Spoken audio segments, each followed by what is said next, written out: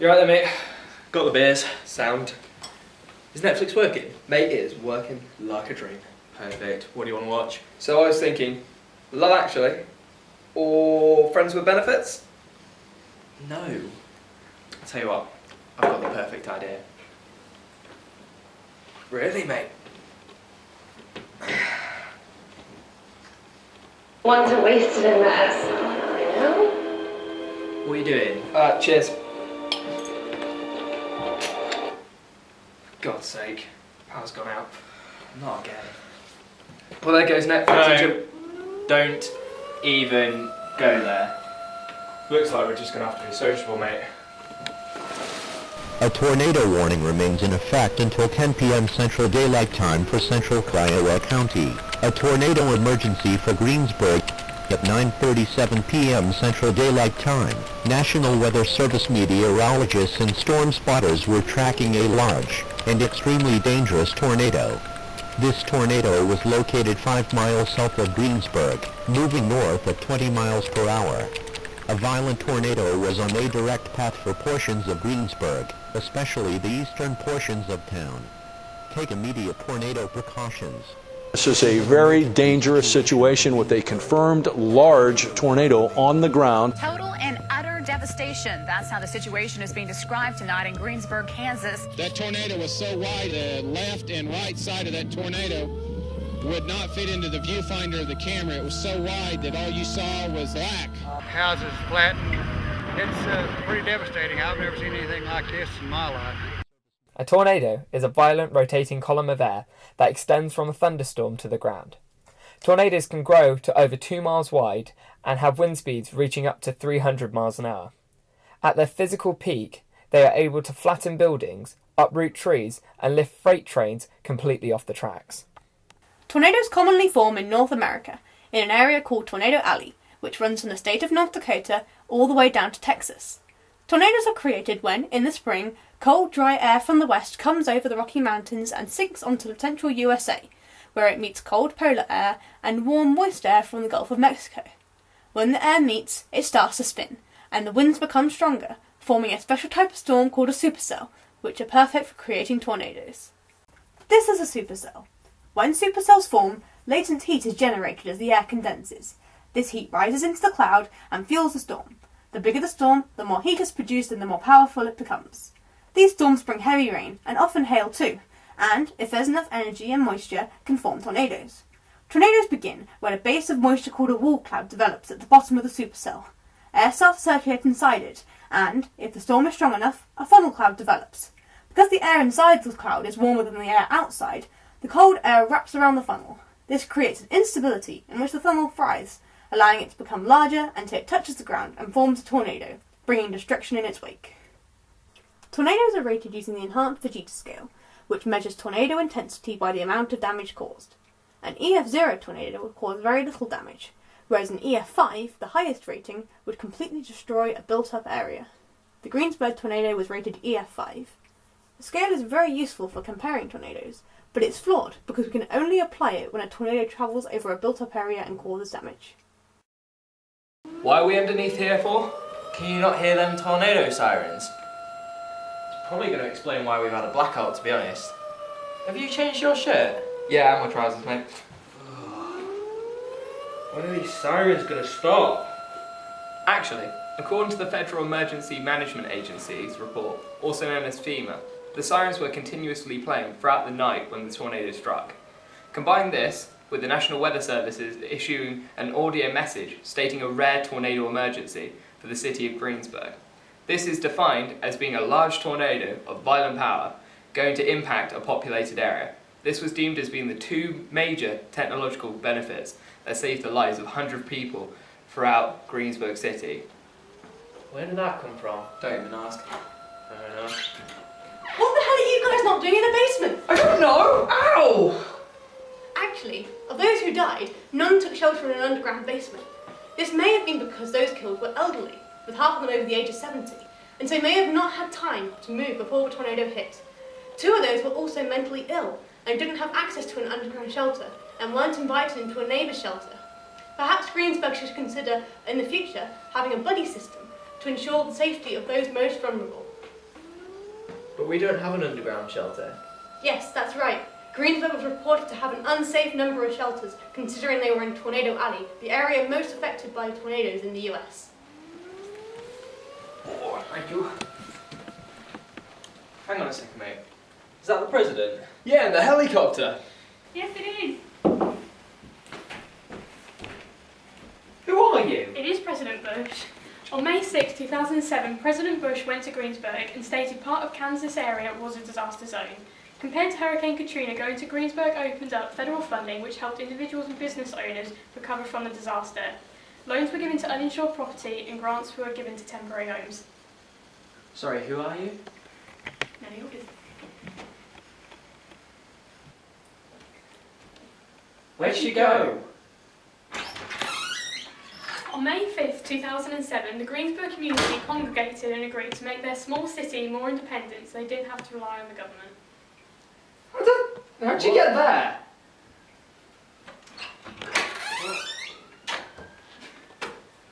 What is going on? Wow, it's a mess in here. Looks like a tornado came through. Oh gosh, not another one. Well, you got off lightly. The tornado caused over 962 homes and businesses to be destroyed and over 500 damaged. The estimated cost of this damage was $250 million. The services in the local area were destroyed, including the hospital and the school. After the tornado, Greensburg invested more into improving the quality of the buildings and making the town greener.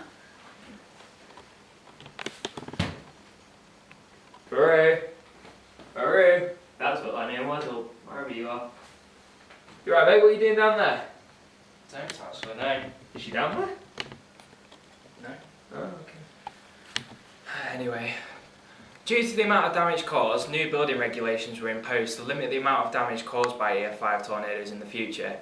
Now these regulations have to go through an agency called LEED, and they make sure that all buildings are as tornado resistant as they possibly can be, as well as being energy efficient as well.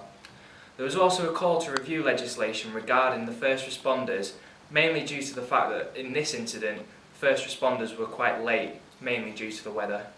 During the Greensburg tornado, there were several environmental impacts that affected the local communities. These impacts were associated with the loss of 95% of the farming community. The destruction caused by the tornado was in part due to lack of suitable building regulations and inefficient infrastructure, requiring a full-scale redevelopment of the town. This redevelopment is going to be better overall, but still requires the use of valuable natural resources. Speaking further about resources, water is needed to sustain life. But when that water becomes contaminated, this can have adverse effects to humans, animals and plants. The tornado affected water quality due to contamination from local farms.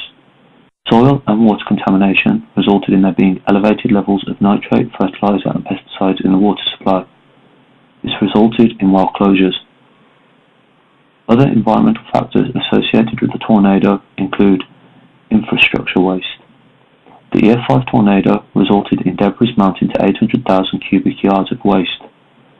Following the tornado, the hazardous waste required cleaning up throughout Greensburg, but as a result of the hazards associated with waste, access to the town was limited.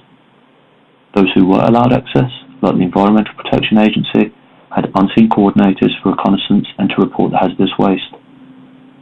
The hazardous waste included fuel, propane, and ammonia tank leakage. The Federal Emergency Management Agency dealt with the cleanup of the hazardous waste. After segregation, the goods were taken to the designated landfills for disposal. The outcomes of a disaster are usually negative, but overall the outcome as a result of the tornado is positive. Positive outcomes include learning from their mistakes, limiting their environmental impact and reducing their carbon emissions. An example of this, Greensburg now get 100% of their power from wind. This helps build their resilience, further their development, using resources more efficiently and being self-aware and self-reliable. This also includes better building regulations. The government has strict control on all buildings to avoid recurring mistakes. Buildings are not tornado-proof, but building better will limit the effects of natural hazards like tornadoes. In the past, building codes said buildings were reasonably wind-resistant in normal conditions, but new regulations state that further codes were needed due to the location. To take things further, local communities that live in the Kansas state area have drills to ready them for such an event like the Greensburg tornado. These drills occur in March each year. Continued education is the main method of delivery, ensuring people understand the need for preparedness. Storm Ready is a program based around education and awareness. Awareness plays a big part in being prepared for future events. This was evident in vegetation, utilities and critical services. The use of local vegetation will help with the decreasing overall damage. Local vegetation is more tolerant to strong winds, in comparison to corn, for example. Power loss was one of the effects Greensburg suffered due to the event. The projectiles picked up in the tornado had interfered with the local power lines. The new recommendations given to Greensburg is to bury their power lines, and this should prevent power outages. Finally, critical services. These include emergency services and shelters. The implementation of backup generators with regular servicing should ensure the reliability in a crisis. Gotta go. Bye. Just got off the phone to my granddad. He's alright though, he was lucky. A lot of people at the care home weren't so lucky. Oh, that's a shame. I mean, you'd have thought we would have been more prepared for that sort of situation. It was worse than we thought. It was serious enough that the president had to come down here. Yeah, I suppose. Hopefully now we'll be more prepared in the future anyway. I heard there was a meeting about Greensburg, to make it a greener community now that everything's been destroyed, sort of make it more self-reliant. Yeah, I'm guessing that's all to do with, the reconstruction, the rehabilitation now. Developing the city so the effects of the tornado, if another one comes through, won't be so great. I've read up on some, theory about how you can kind of name a disaster. If you look at a previous disaster, for example, and just see how that previous disaster can be compared to the one that's just happened and sort of scale it, that kind of thing. Yeah, I was doing something similar really before my granddad rang. I was having a look at some guy's theory called Qualitaire, and he put a theory out to do with emergencies, disasters and catastrophes. And, using what you're saying really and looking at it from a perspective, it looks like we've just really been involved in what's like a disaster. I mean, why not everyday emergency or a catastrophe though? Greensburg's been completely wiped out. Well, I can see your point. It's just that we were the only people to be wiped out. Okay, fine, you can look at neighbouring places as being affected, but they weren't completely damaged. And, everyone within Greensburg lost their usual roles within the community. But it's debatable, but personally I just think it's a disaster. It's just not got that big of impact to be a catastrophe. Don't suppose you remember that tornado your mum was in? What was the year? 1999? Yes, I remember that one. The one that struck Bridge Creek, I believe it was. The one in Moore, yeah. That was a EF5 tornado, I believe. I wonder how bad that gets. I really wonder, actually. I can't remember what my mum said about it, but she said, "What are you doing?" I'm curious to see how bad their tornado was compared to ours. Fair enough. I can get hold of my mum if you want.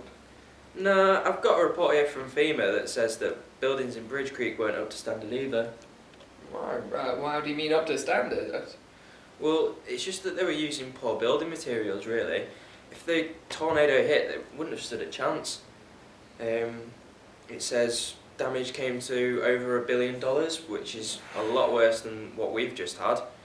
And the one that struck Bridge Creek was the 6th tornado from that storm alone. So wow, it's a big storm. I remember my mum going on about it, and she was saying, well, those buildings in Bridge Creek, she was lucky to not to survive really, because when FEMA released the report, it also included that these buildings wouldn't have stood a chance even with an EF2 tornado. They were just shoddy built, and the ones that they tried to rebuild after were marginally better, so FEMA had to step in. But I guess when you look at it, you could argue that's more of a catastrophe maybe? Yeah, I totally agree with that. With Bridge Creek, it wasn't just one small area, the neighbouring areas were really badly affected as well. It was much more widespread chaos. I think we should let the audience decide.